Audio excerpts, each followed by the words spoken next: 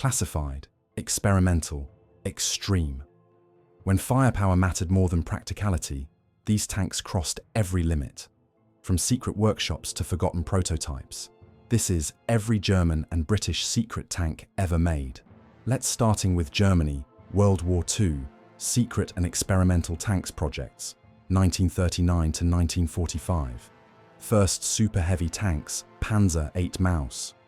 Designed to be nearly indestructible, this machine carried unprecedented armor thickness and an enormous main gun. Its extreme weight made movement and logistics almost impossible, turning it into a technological showcase rather than a practical battlefield weapon. E-100, planned as a more standardized alternative to earlier super-heavy concepts, this design aimed to simplify production while retaining massive firepower. The war ended before construction could be completed, leaving it as an unfinished symbol of late-war ambition. Next, heavy tank prototypes. VK 45.01P. This project introduced an advanced electric transmission that proved unreliable under combat conditions.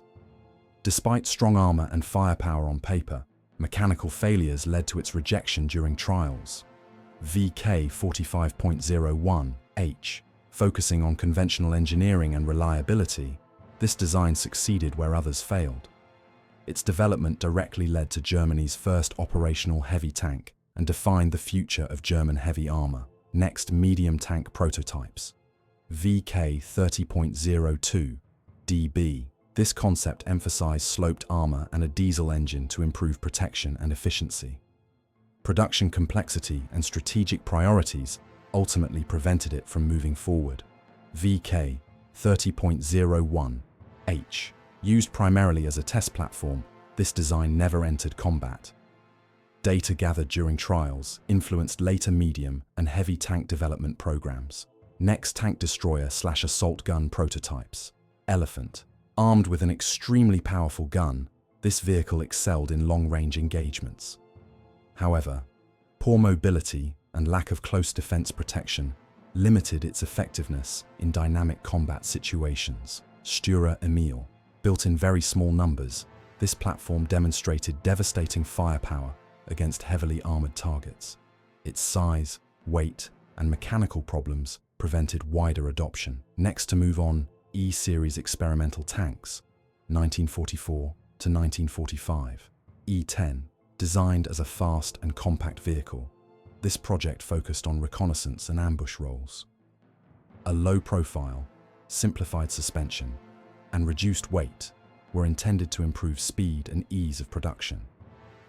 It represented Germany's attempt to replace complex designs with standardized, efficient platforms late in the war. E-25. This design emphasized mobility and a powerful anti-tank gun within a compact hull.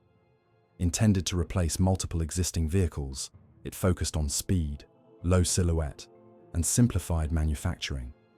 Although never built, it reflected a shift toward practical battlefield efficiency rather than sheer size. E-50.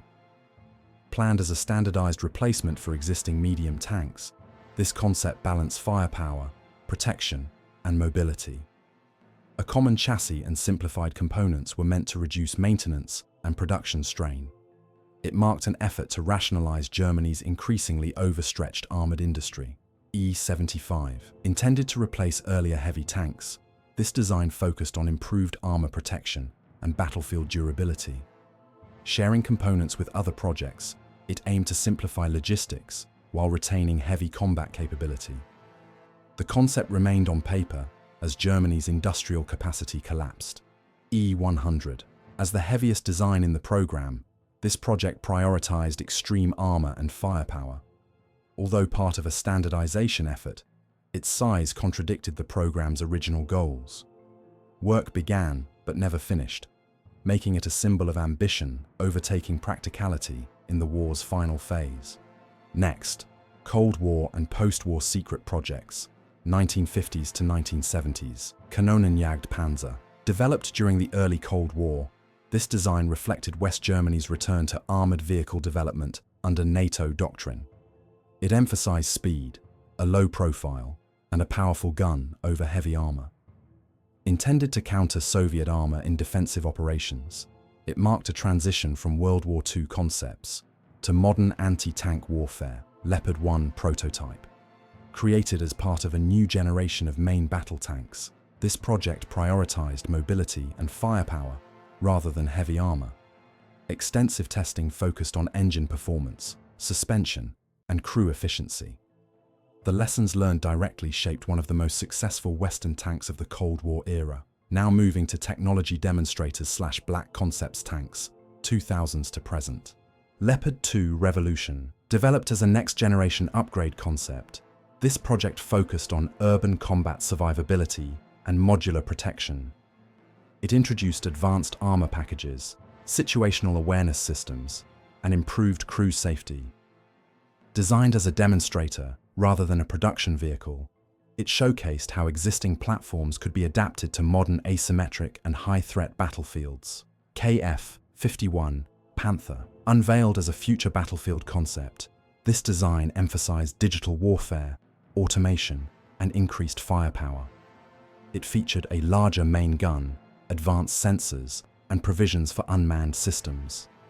Intended as a technology demonstrator, it represents Germany's vision for next-generation armored combat, rather than an immediate production model. Now shifting focus from Germany to British World War II, secret and experimental projects, 1939 to 1945. First, super heavy prototypes, TOG-1. Developed early in the war, this design reflected Britain's fear of trench-style warfare returning to Europe. It emphasized extreme length, heavy armor, and the ability to cross obstacles rather than speed. As the war evolved into fast-moving armored combat, the concept quickly became outdated and impractical. TOG-2, an improved continuation of the earlier concept, this version added a more powerful gun and better suspension. Despite upgrades, its massive size and slow speed made it unsuitable for modern battlefields. It ultimately served only as a test platform rather than a combat vehicle. Next, assault/special purpose designs. A 39 Tortoise. Built specifically to break heavily fortified defenses, this machine carried extremely thick armor and a powerful gun. Designed for slow, deliberate assaults, it sacrificed mobility for protection.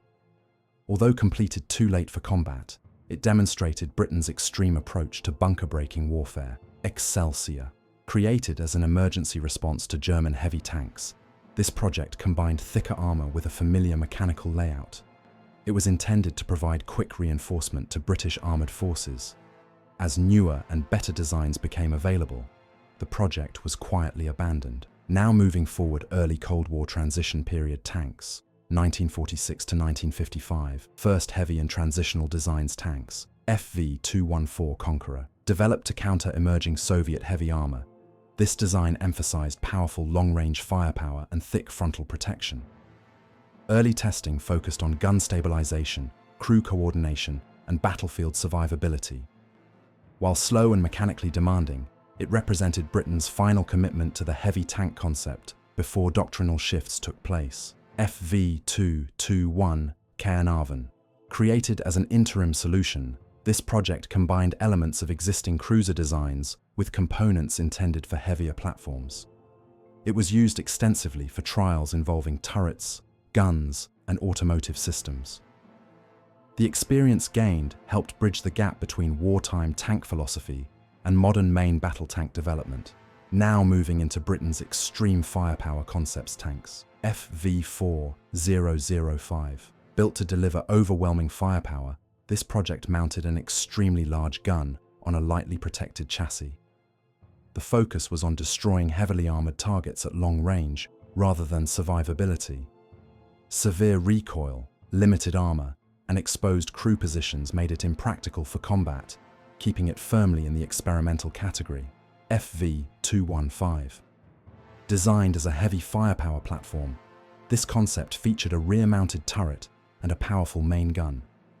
The layout was intended to improve weight balance and gun performance. Changing battlefield doctrine and the shift toward main battle tanks ended development before it reached production. Now moving into main battle tank development during the Cold War 1960s to 1980s. First classified/cancelled MBT projects. MBT-80. This project was created to replace aging armored platforms with a modern main battle tank. The design emphasized improved mobility, advanced fire control systems, and better crew ergonomics. Rising costs and shifting defense priorities ultimately led to cancellation before production, but its development work influenced later armored programs. Sturer, developed as part of an international defense agreement, this design focused on enhanced protection, improved suspension, and modern battlefield electronics. Political changes halted delivery, leaving the project unfinished. However, the technology and design concepts later formed the foundation for a highly successful next-generation tank. Now moving into modern technology and protection experiments, 1990s to present. Technology and protection demonstrators. Challenger 2E, developed as an export-focused concept, this design emphasized improved mobility, upgraded electronics, and compatibility with international customer requirements. Testing focused on power-to-weight performance, crew systems, and modular upgrades. Challenger Street Fighter, created to address the challenges of urban combat, this concept focused on enhanced protection against close-range threats. It introduced add-on armor, improved situational awareness, and better crew survivability in city environments.